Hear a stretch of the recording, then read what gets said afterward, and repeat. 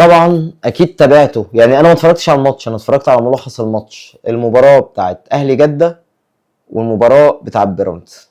طبعا انا بيراميدز بالنسبه لي زيه زي الزمالك زي الاسماعيلي زي المصري، فرق ما ينفعش تشجعها، بس بجد انا ببارك له، ببارك لهم عشان الافضليه المصريه على الانديه السعوديه، ببارك لهم عشان يعني كل الناس اللي بتقول ان الكرة في مصر متأخرة، وان بص الدوري السعودي بقى عامل ازاي، بص الدوري السعودي فيه لعيبة عاملة ازاي، اقول له لا حيلك، هي مش بفلوس، هي بالإرادة وبالتحدي وبده وبده، والحاجات دي مش عندكم.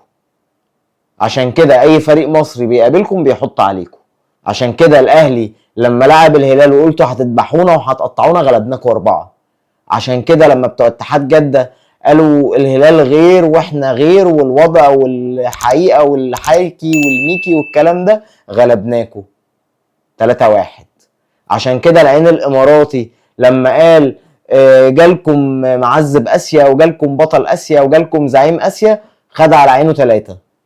عشان كده اوراوا الياباني خد 4-2، وادي اهلي جدة خد 3-1.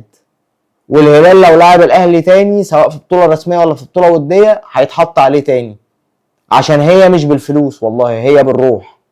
فبنفس الروح دي اللي بيراميدز كسب بيها، دي الروح اللي الاهلي مفتقدها دلوقتي، ان اللعيبه بلا روح، اللعيبه عندهم اشباع بالبطولات اللي خدوها وعايزين فلوس اكتر، زي ما حسين الشحات كده قال لو عايز يلعب من غير ضغوطات.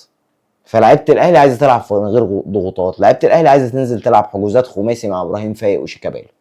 ده اللي الواحد يعني ايه يقدر يقوله وشايفه. ومن دلوقتي اهو بقول لكم بيراميدز هيغلب اللي هيصعد من ابطال اسيا بابطال امريكا الجنوبيه وامريكا الشماليه.